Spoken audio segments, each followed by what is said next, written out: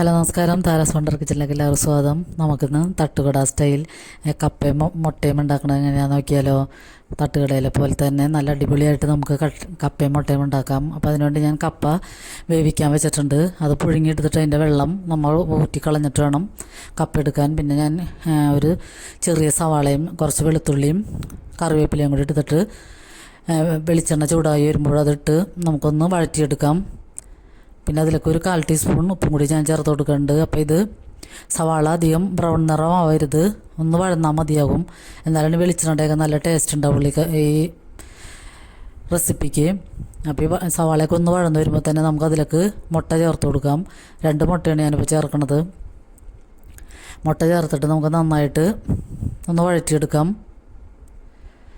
എന്നിട്ട് അതിലേക്ക് നമുക്ക് ഒരു 1/2 ടീസ്പൂൺ മഞ്ഞൾപ്പൊടിയും ഒരു 3/4 ടീസ്പൂണോളം കുരുമുളക് പൊടിയും കൂടി ചേർത്തിട്ട് നന്നായിട്ട് വഴറ്റിയെടുക്കാം. എന്താണെന്ന് വെച്ചാൽ മുളക് പൊടി ഞാനിതിലേക്ക് ചേർക്കാനില്ല. അപ്പോൾ അതും കൂടി ചേർത്തിട്ട് നന്നായിട്ട് നമുക്ക് യോജിപ്പിച്ചെടുക്കാം.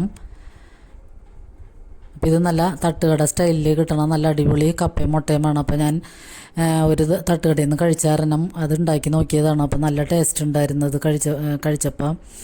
അപ്പോൾ എല്ലാവരും ഒരു പ്രാവശ്യം ഇത് ഉണ്ടാക്കി നോക്കുക. നമ്മളെപ്പോഴും കപ്പയും ബീഫും ഒക്കെ ഉള്ളപ്പോഴും കഴിക്കാറുള്ളത്. അപ്പോൾ ഇങ്ങനെ ഒരു പ്രാവശ്യം ഉണ്ടാക്കി നോക്കുക, നല്ല അടിപൊളി ടേസ്റ്റാണ്. മക്കൾക്കൊക്കെ നല്ല ഇഷ്ടമാവും. അപ്പോൾ നമുക്കിത് വഴറ്റിയതിന് ശേഷം പൊടികളൊക്കെ ഒന്നും കൂടി 1 മിനിറ്റ് നേരം പൊടികളൊക്കെ ഒന്നും കൂടി വഴറ്റിയതിന് ശേഷം നമുക്ക് ഈ വേവിച്ച് വെച്ചിരിക്കുന്ന കപ്പ ഇട്ട് കൊടുക്കാം. എന്നിട്ട് നന്നായിട്ട് മിക്സ് ചെയ്യണം. നന്നായിട്ട് അതിലേക്ക് ചേർത്ത് കൊടുക്കണം. വേണമെങ്കിൽ ഇത്തിരി ചൂടുവെള്ളവും കൂടി ഒഴിച്ചിട്ട് ഒന്ന് നന്നായിട്ട് മിക്സ് ചെയ്യാം.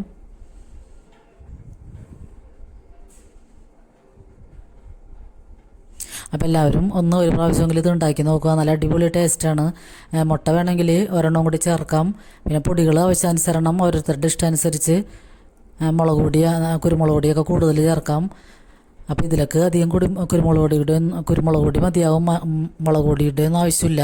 പിന്നെ നമ്മൾ അതൊക്കെ വഴറ്റിയൊന്ന് യോജിപ്പിച്ചതിന് ശേഷം നമുക്കതിലേക്ക് പച്ചമുളക് ചെറുതാക്കി ഇങ്ങനെ കട്ട് ചെയ്തിട്ട് കൊടുക്കാം. പിന്നെ കുറച്ച് മല്ലിയില ഇടാം. ഇതൊക്കെ നമ്മൾ പാകം ചെയ്തതിന് ശേഷം ഇടുമ്പോഴാണ് തട്ടുകട സ്റ്റൈലാവണത്.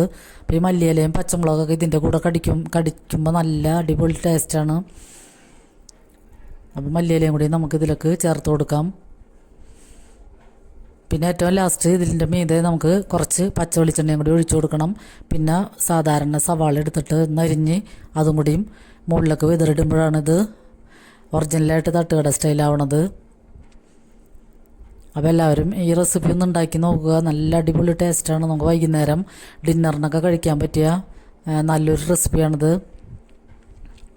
അല്ലെങ്കിൽ വൈകുന്നേരം കട്ടൻ ചായയുടെ ഒക്കെ ഒപ്പം കഴിക്കാനും പറ്റും. ലൈക്ക് ചെയ്യണവർക്കും കമൻറ്റ് ചെയ്യണവർക്കൊക്കെ ഒത്തിരി നന്ദിയുണ്ട്. അപ്പോൾ നിങ്ങൾ കമൻറ്റ് ഇടാനൊന്നും ഒട്ടും മറക്കരുത്.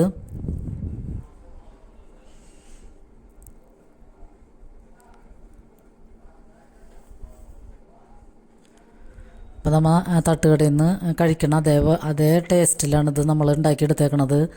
അപ്പം ഇങ്ങനെ തന്നെ ഉണ്ടാക്കണം. നമ്മൾ ലാസ്റ്റ് സവാളയും മല്ലിയിലയും കറിവേപ്പിലയൊക്കെ ഇട്ടിട്ട് മുകളിൽ ഇത്തിരി പച്ച വെളിച്ചെണ്ണയും കൂടി ഒഴിക്കുമ്പോഴാണ് നമ്മൾക്ക് അതുപോലത്തെ ഉള്ള സ്റ്റൈലിലുള്ള റെസിപ്പി ആയിട്ട് വരുന്നത്. അപ്പോൾ എല്ലാവർക്കും ഈ റെസിപ്പി തട്ടുകട സ്റ്റൈലിലുള്ള കപ്പയും മുട്ടയും ഇഷ്ടമായെന്ന് കരുതുന്നു. അപ്പോൾ അടുത്തൊരു വീഡിയോയുമായി വരുന്നത് വരെ എല്ലാവർക്കും ഒരുപാട് നന്ദി.